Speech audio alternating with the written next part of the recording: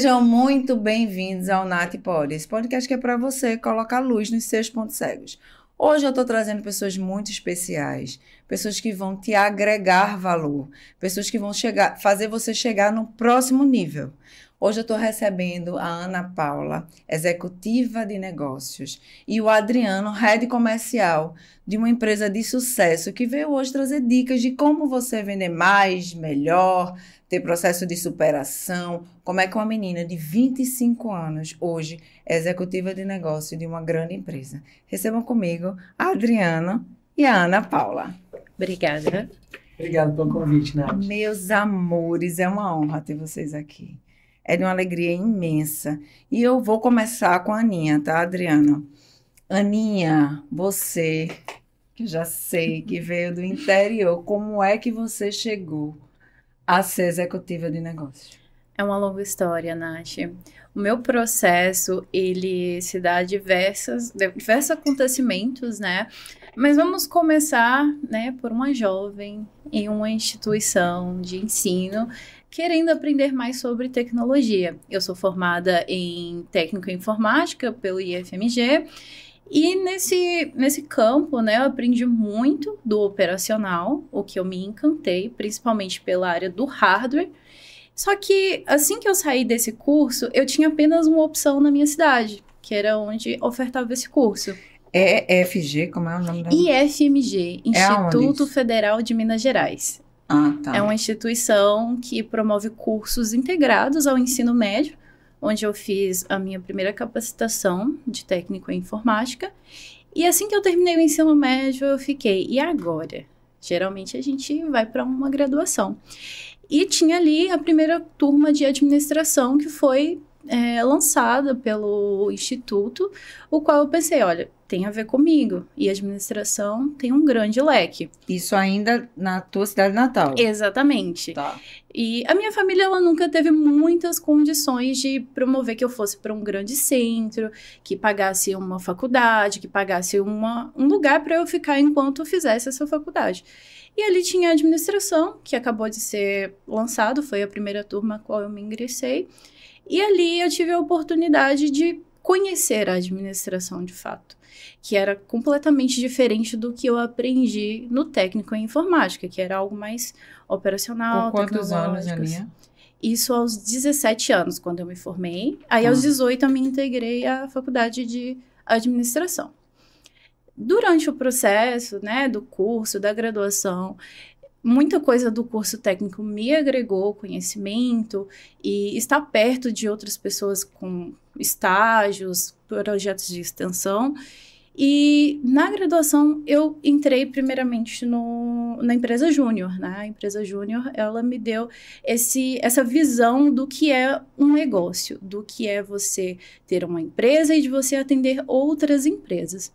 Quando eu iniciei na empresa júnior, eu estava como uma das membros fundadoras, né? Porque era uma empresa júnior que a gente estava colocando para funcionar naquele momento. Então, a gente teve a oportunidade de aprender como que uma empresa, ela se monta, como que é a criação de um CNPJ.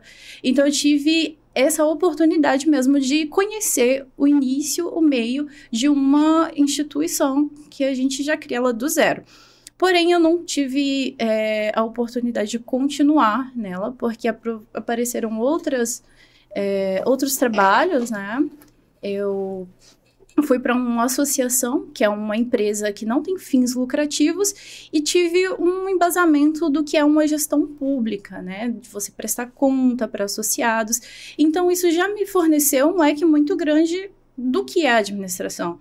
Eu aprendi sobre marketing, aprendi sobre a gestão de uma instituição pública, e isso mostrou para mim que as possibilidades são grandes, né? Que aquela pequena cidade, o nome da minha cidade é São João Evangelista, fica ali no leste mineiro, e ali eu tinha uma visão muito pequena, né? Até eu ingressar na empresa que eu estou hoje e que sou executiva de contas, que foi um processo que durou algum tempo. Eu iniciei como suporte e atualmente eu estou como executiva. Na área de suporte eu consegui colocar todos os meus conhecimentos da área técnica, né, que eu fiz lá na instituição, e agora eu consegui agregar os conhecimentos de administração. Mas deixa eu entender. De uma cidade pequenininha do interior de Minas, você conseguiu entender que aquela cidade era pequenininha para você e o único curso disponível na cidade era administração. Isso. E aí você agarrou a oportunidade dentro daquilo que existia e aprendeu processos empresariais.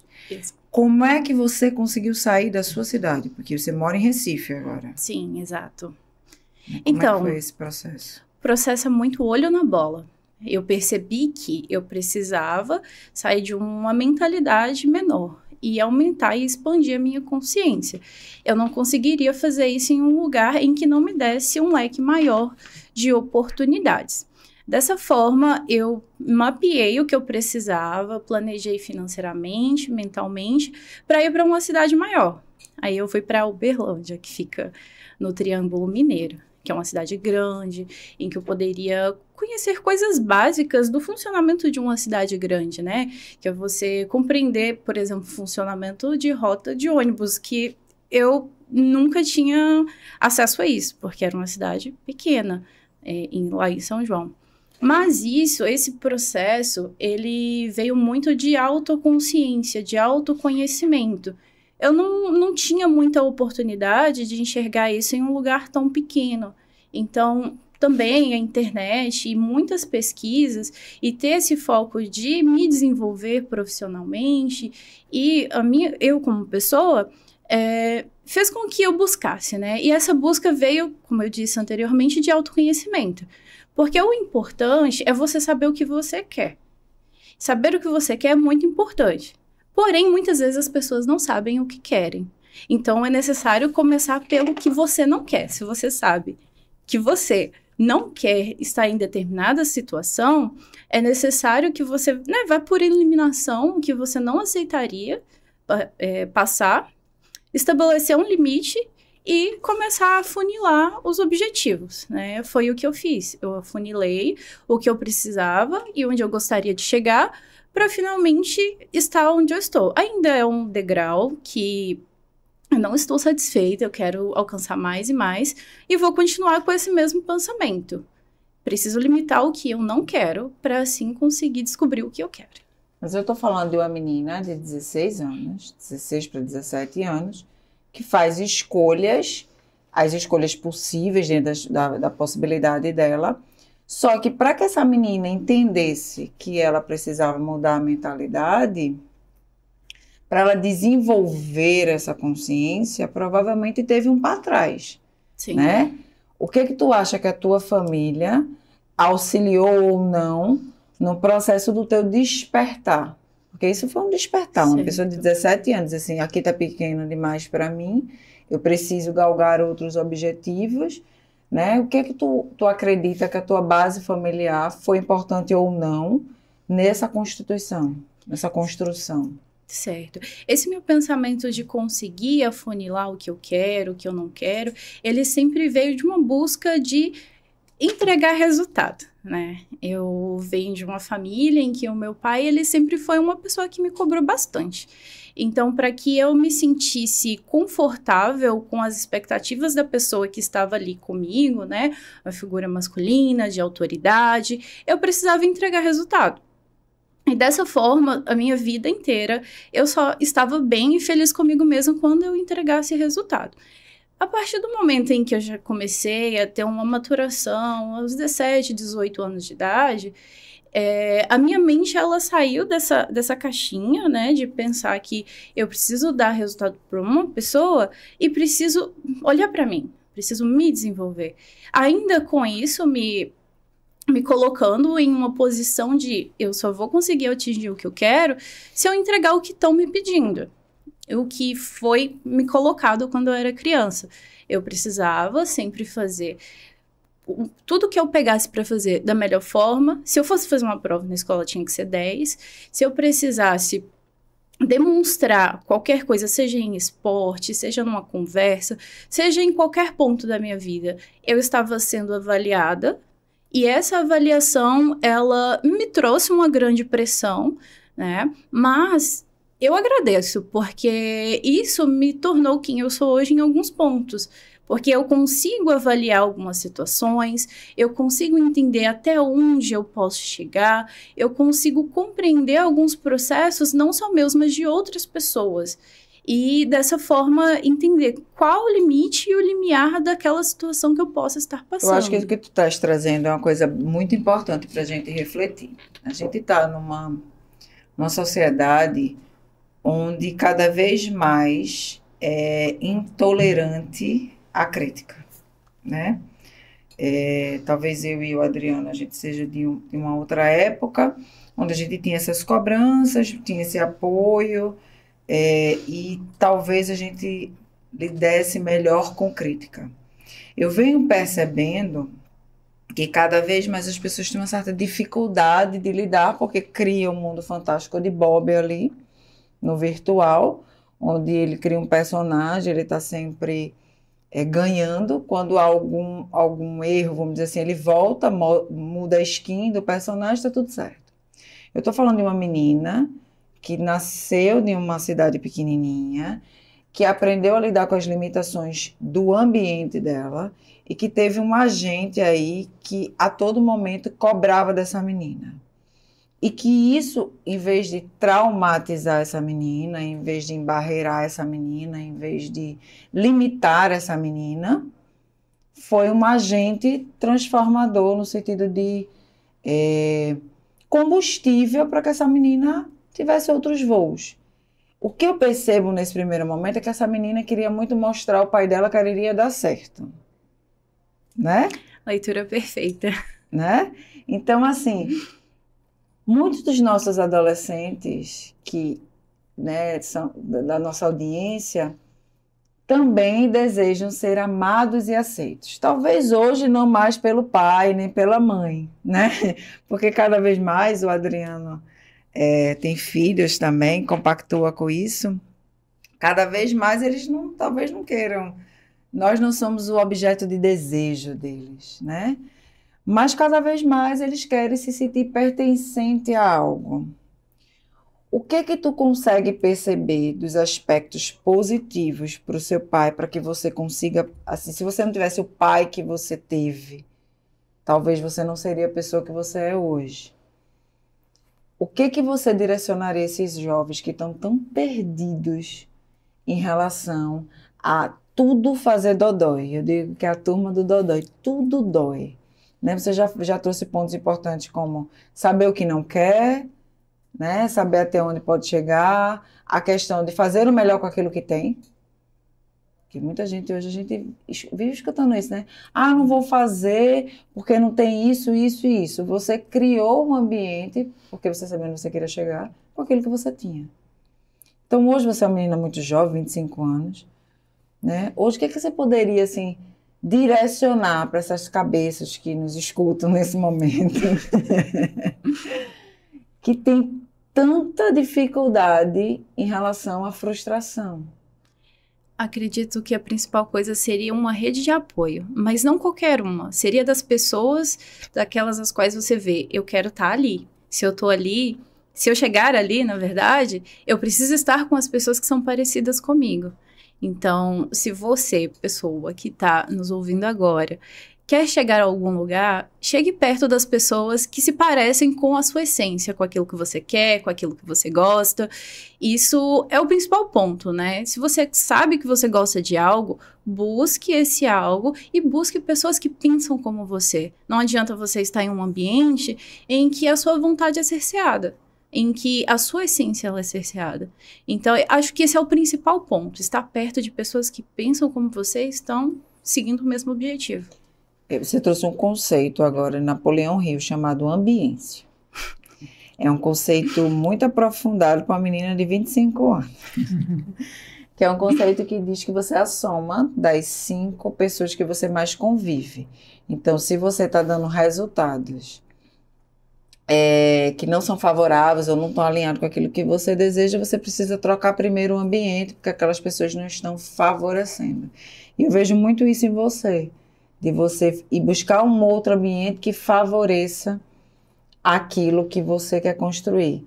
Só que o que fez você sair do seu interior e ir para Recife? Certo. Aí já junta com a questão mais pessoal, não tanto a profissional. Eu sou uma pessoa apaixonada pelo mar. Eu gosto muito do oceano, desde criança. Aqueles sonhos de criança, eu sempre me imaginei estando perto do mar, na orla, sentindo uma brisa. Às vezes eu tinha sonhos em que era um lugar completamente laranjado, como se fosse um pôr do sol. E eu estava lá, em paz, ouvindo o mar e pensando, cara, aqui é meu lugar. E eu nasci em Minas, né? Minas não tem mar. Então, eu pensei, eu preciso realizar esse sonho, né? Eu preciso estar perto daquilo que está de acordo com a minha essência. Se eu sentia que eu precisava estar perto do mar, então eu pensei, eu vou fazer isso, eu vou alcançar esse objetivo.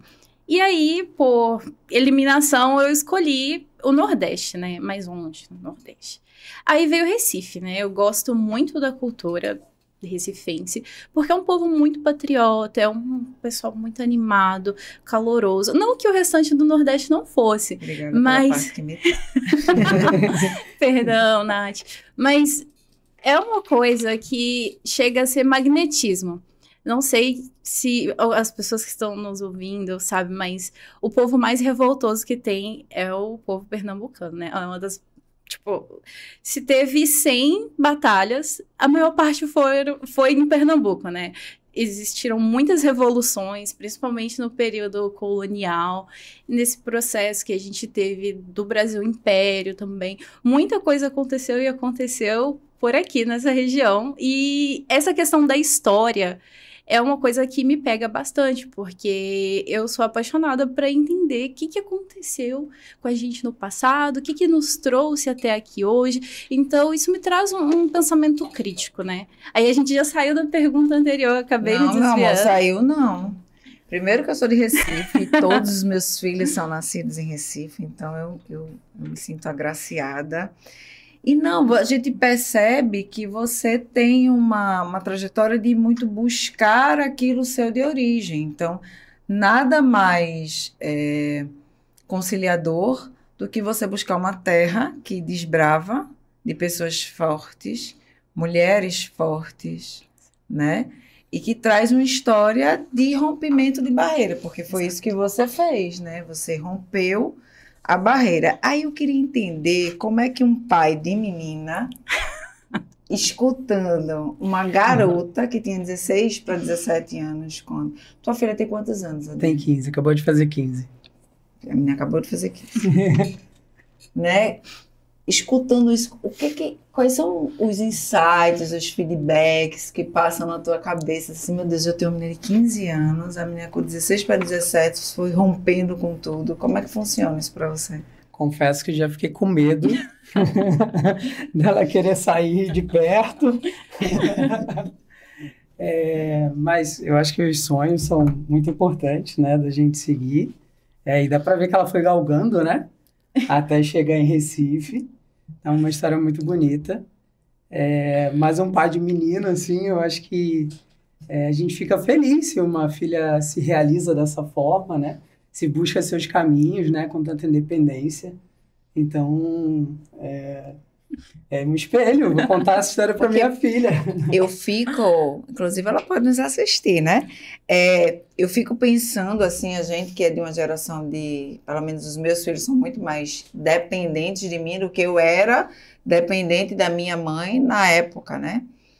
E hoje eu venho percebendo que há essa dependência muito maior. Por mais que eu tenha filhos muito independentes para o grupo que eles atuam, ainda são muito dependentes para aquilo que eu era na minha época, né? Então, a gente tem duas gerações. Um pai, de uma menina de 15 anos, quase, né, beirando aí, quase perto da tua história, e uma mulher de 25 que desbravou isso. Eu mesmo, você estava falando, eu estava pensando, ai meu Deus, e o Emanuel está com 12, e agora, se ele decidir...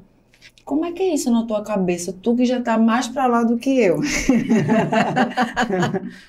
Não, eu acho que eu tentaria estar ainda mais próximo, porque a gente sempre fica com os medos do que esse caminho pode trazer, né? Escolhas erradas, né? Pessoas que se aproximem que não sejam as melhores pessoas, né? Que possam acabar até ajudando ela a tomar decisões erradas, companhias erradas, né? No nosso país, em vários estados, Sim. né? Não é o mais seguro do mundo. Então, a gente, como pai, a gente fica com esses medos. Mas eu acho que a gente não pode deixar de encorajar. Principalmente porque se a gente está falando que a gente quer o sucesso das nossas filhas, principalmente, né? Na nossa sociedade é muito fácil a gente falar de sucesso do filho homem. Eu tenho um filho de 18 anos, né? Mas eu acho que a gente tem que encorajar ainda mais o sucesso das nossas filhas mulheres, porque a gente sabe que elas têm que romper muito mais barreiras do que os filhos homens, né? Principalmente a tua filha nasceu no Rio, Isso. que já é uma grande cidade, né? Que já tem todo o aparato de um pai, né? Enfim, que é um pai cabeça aberta, um pai jovial, um líder de mulheres, né? Então, que entende as limitações do teu grupo de trabalho, que entende os períodos de mau humor da maioria. Que acontecem, é verdade. Como é que você lidar com isso, assim?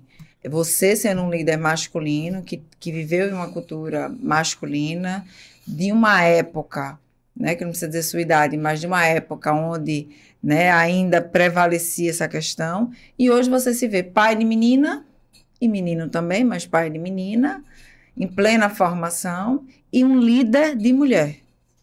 O que isso passa na tua... O que tu acha que você tem de diferencial dos outros líderes? Olha, eu acho que assim, o que a gente pode fazer é tentar criar uma conexão com as nossas lideradas, mostrando que elas podem contar de tudo pra gente, né? Você comentou aí da minha filha, e eu lembrei que quando ela ficou mocinha, e ela me contou. Então, quantas vezes a gente ouve histórias de que a filha não conta as coisas pro pai, né? E a gente criou uma cumplicidade tão grande que ela voluntariamente contou para mim isso.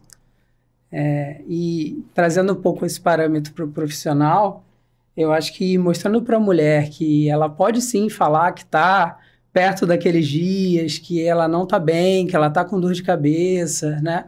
Isso faz com que ela possa sair um pouco, tomar um remédio, né? Ou de repente se ausentar mesmo. Isso é normal, natural da mulher, né? A gente tem que contar com isso na jornada feminina, mas também a gente tem que contar que a mãe, ela tem sim, né, que cuidar dos seus filhos de forma diferente, né? E que nem todas as mulheres são iguais, porque a gente tem pessoas jovens que ainda não são mães, que têm outras realidades, que querem, por exemplo, estudar, né? Então, o mais importante hoje a gente trabalha numa empresa que a gente tem uma jornada flexível. Não é toda mulher que tem, mas eu acho que um líder que pode dar uma jornada flexível para a sua colaboradora, isso engaja de uma maneira tão positiva, quando você pode se ausentar da sua mesa de computador para levar seu filho na escola, para ir buscar depois. São pequenos momentos ali que você se ausenta, mas que fazem uma diferença tão grande na rotina feminina, que eu acho que isso compensa de uma tal forma que os líderes não conseguem mensurar o quanto que isso traz para a companhia, né? E também para as conexões, né? Por quanto que o ambiente fica leve, o quanto que gera de cumplicidade da mulher poder virar para você e falar abertamente, pô, Dri, não tô legal, dá para parar um pouquinho, posso começar um pouquinho mais tarde hoje, né? Eu acho que a gente tem que parar de falar tanto de jornada e falar de mais resultados, né, no ambiente corporativo. A gente vê que ainda hoje várias empresas não, assim, tem uma certa demanda de não contratar mulheres porque engravidam, né? Porque tem oscilação de humor, porque normalmente quando um filho fica doente é ela que vai no processo, ainda há muito disso. A gente vê que hoje você tem, como eu falei, uma equipe feminina. Quais seriam os diferenciais que você consegue perceber por ter uma equipe feminina? Tá, antes disso, só contar um pequeno fato. Há uns 3 anos atrás, a gente tinha um time de vendas internas, éramos 5 pessoas comigo, 4 mulheres. E a gente viu na companhia que a gente tinha em torno de 38%, 39% de mulheres na empresa. E a gente ia expandir o time para 10 pessoas, comigo 11.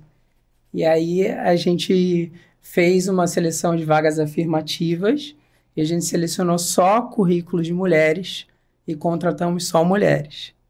Então, isso também mostra que quando as empresas querem atuar dessa forma, né? Cara, isso é super possível.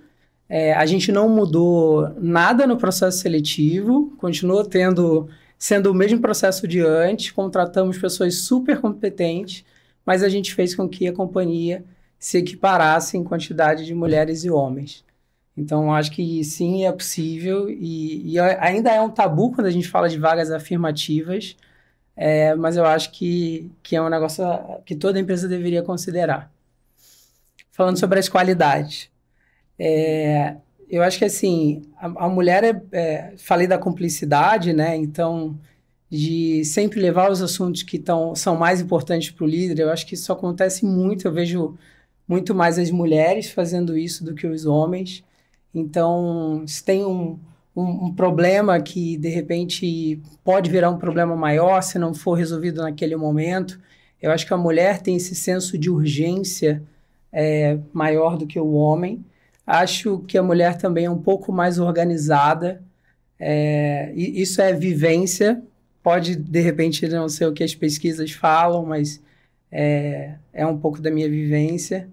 E eu acho que a gente consegue fazer um time muito mais unido quando a gente tem mulheres no time. É incrível como uma ajuda a outra. Eu posso estar numa reunião e, de repente, uma está saindo para uma reunião, elas se comunicam, se avisam, olha, eu não vou poder falar agora, se tal pessoa me procurar, porque eu estou esperando resposta de um problema, se avisa que eu não estou na sala agora, que eu saí para uma reunião. A gente trabalha num sistema que é o Discord, né? Que é onde a gente se fala ali, a empresa inteira. Então, a gente trabalha todo mundo numa salinha e a gente consegue ter a mesma interatividade que a gente teria se a gente estivesse no presencial. Então, cara, eu acho que esses são 3 pontos importantes. Qualidade. E como é para você ser liderada por um homem? Bom, a minha vida toda profissional, eu sempre fui liderada por homens. Teve um momento ou outro em que teve uma mulher, mas foi um processo temporário.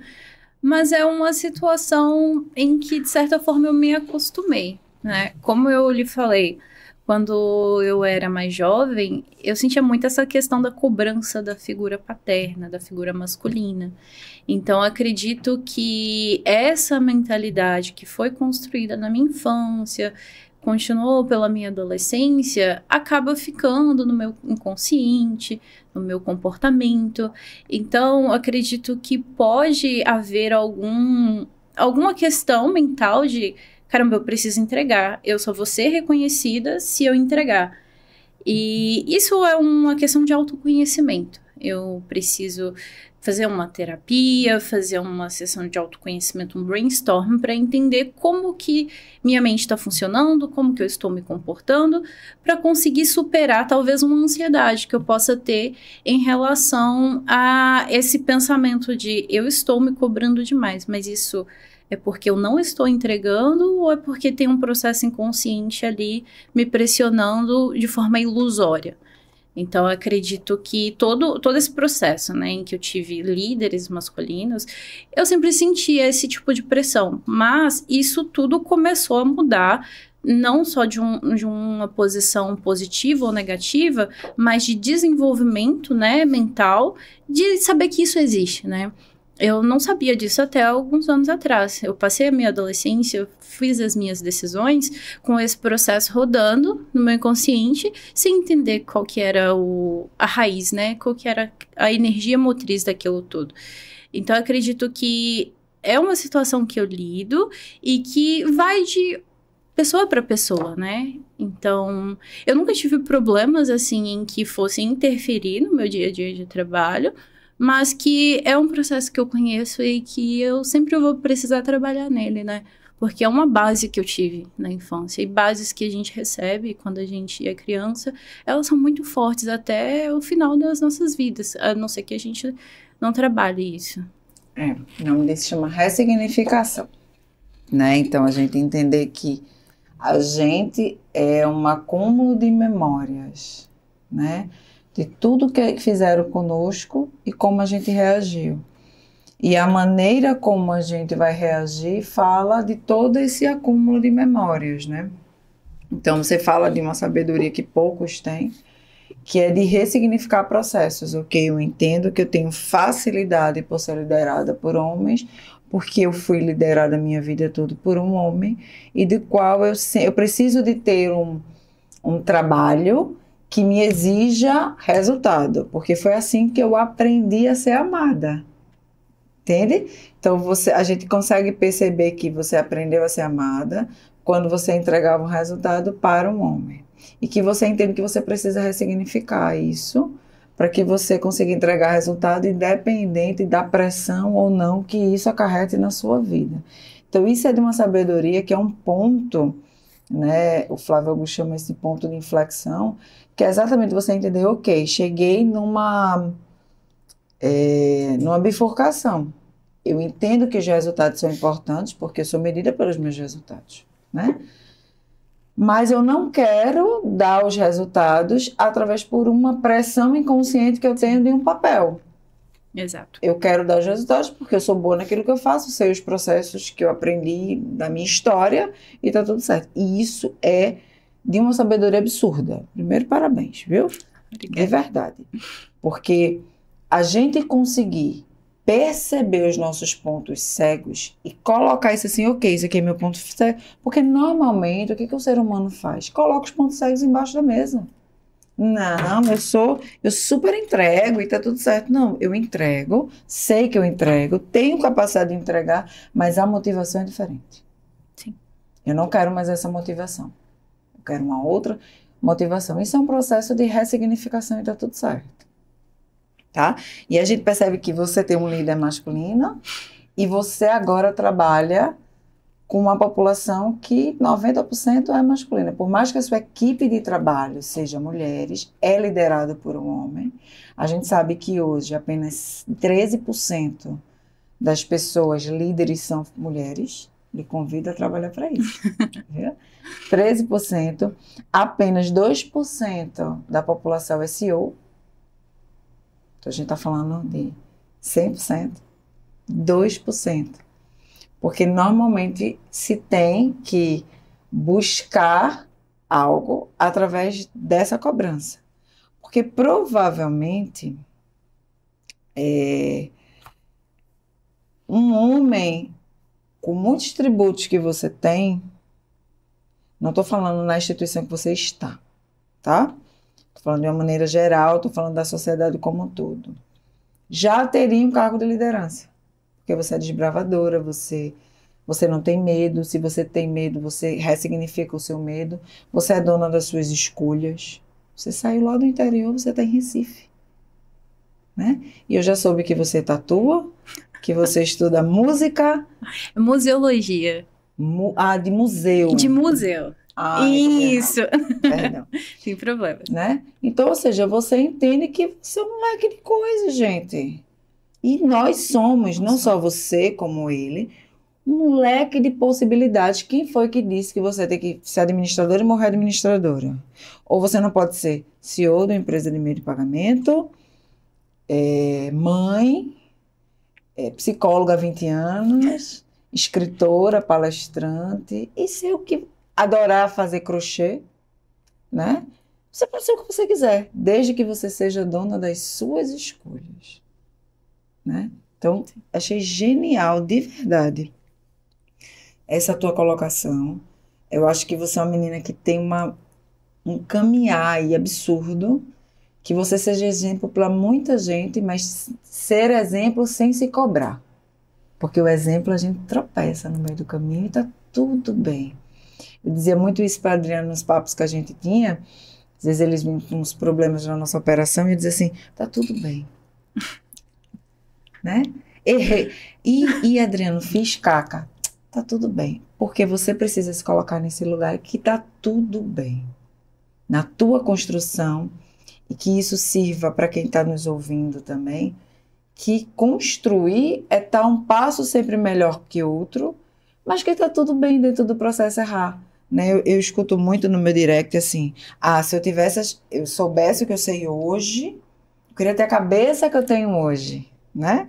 Eu queria ter a cabeça que eu tenho hoje para não ter tomado as atitudes que eu tomei. Se você só tem a cabeça que você tem hoje, porque você passou por aquelas coisas, né? Porque foram aquelas coisas que te deram um instrumento para que tu pudesse construir e não fazer, né? Então, é muito legal quando a gente vê uma menina tão nova, entendendo que ela está em processo. Porque o que eu mais fico triste é quando eu encontro alguém engessado, dona de si, né? E aí você, não, eu estudo museu, eu faço tatuagem, eu sou executiva de negócio, eu agora acabei de me tornar executiva, quero construir isso dentro de um grupo de mulheres. Foi uma pessoa que eu comecei no atendimento, então eu sei as mazelas do atendimento. Eu acho que foi genial, viu, isso da sua empresa. Eu sei as mazelas do atendimento, né? E no teu atendimento, no grupo de atendimento, também era um homem o líder? Sim. Mas me diz uma coisa, você chegou em Recife, você construiu em Recife o seu império, hoje você divide apartamento com outras pessoas. Sim. Como é que é isso para você? Assim? Então, nunca tive muita dificuldade, porque antes de vir para Recife, a gente tá em Maceió, mas antes de eu vir para o Nordeste, eu morava em Uberlândia. Em Uberlândia eu morava em uma pensão.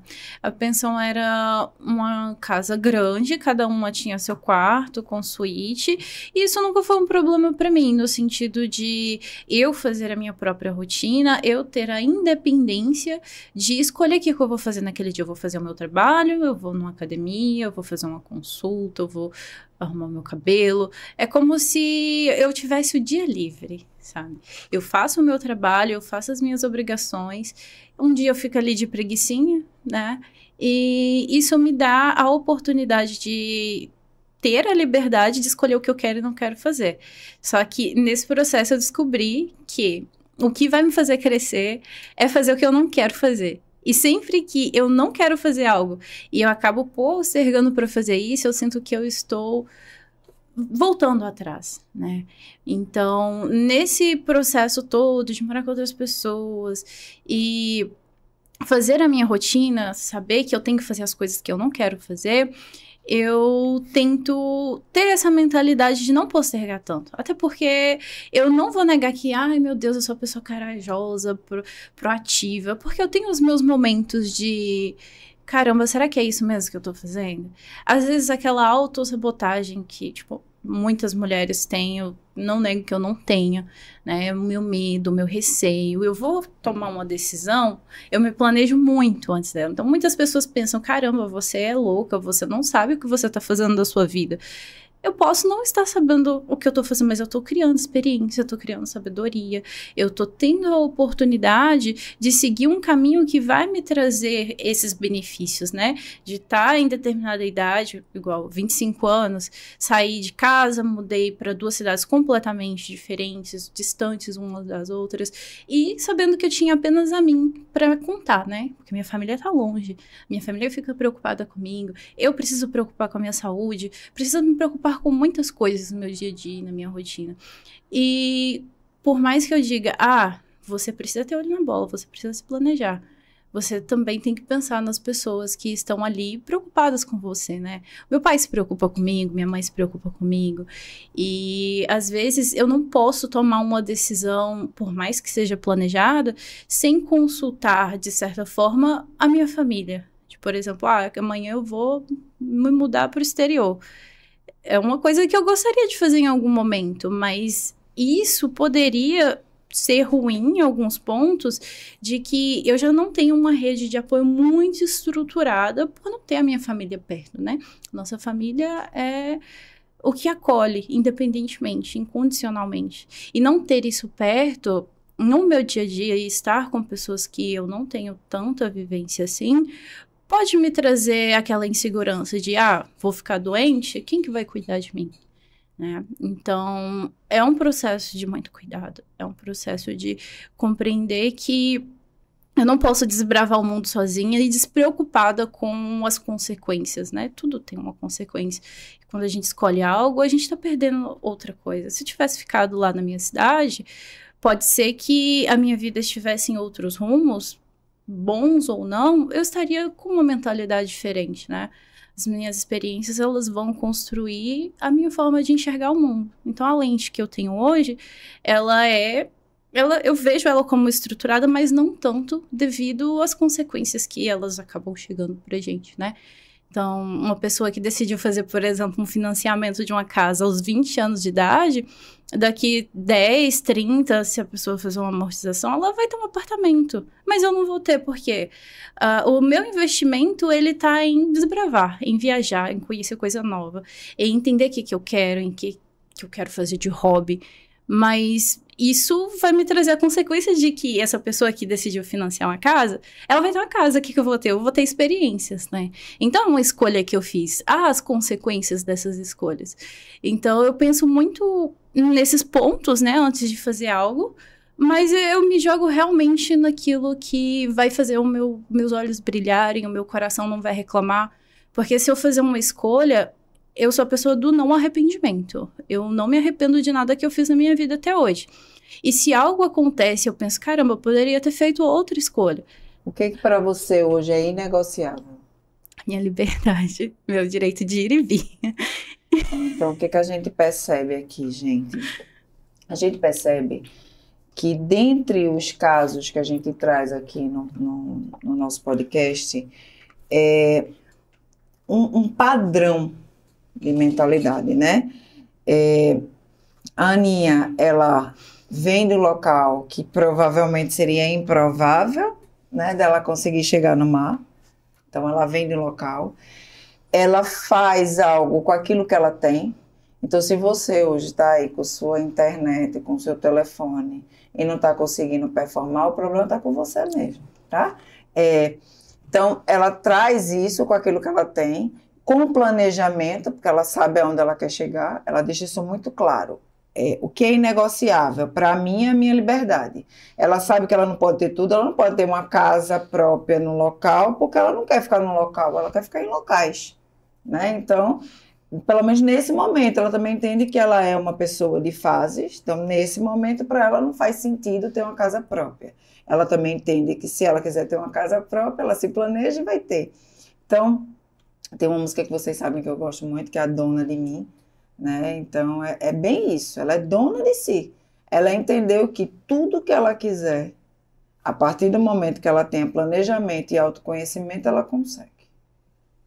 Obviamente, ela entende que não é de um dia para o outro. Ela compreende que ela precisa planejar para chegar onde ela quer chegar. Mas você entende que ela tem um padrão, desde sempre. Ela tem um lugar para onde voltar, que é deixado muito claro. Eu tenho um suporte. Eu vou, mas eu não estico, eu não estico a linha até romper. Eu vou, mas eu sei que eu tenho para onde voltar. Então, um dos fundamentos de qualquer mente brilhante de sucesso é família, tá? Você precisa ter para onde voltar. Segundo, você precisa ter um planejamento. Muita gente diz, mas eu não sei fazer um planejamento. Então, comece, como a Aninha falou, sabendo que você não quer.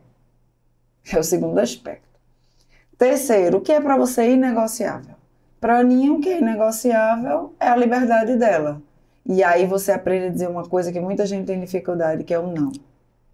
Então, isso daqui não. Por quê? Porque é algo que não tem coerência com a minha essência. Terceiro, ela faz ela faz um processo de autoanálise, ou seja, quais são os meus entraves, né? quais são as minhas potencialidades e quais são os meus entraves. Eu já trouxe isso aqui, que se você não sabe qual é seu ponto fraco, seu ponto forte, você não chega em lugar nenhum, porque qualquer pessoa lhe derruba, né? Então, perceba o grau. Eu sempre digo isso a vocês, olhem por detrás da fala, quem construiu essa mulher que hoje está falando aqui, né?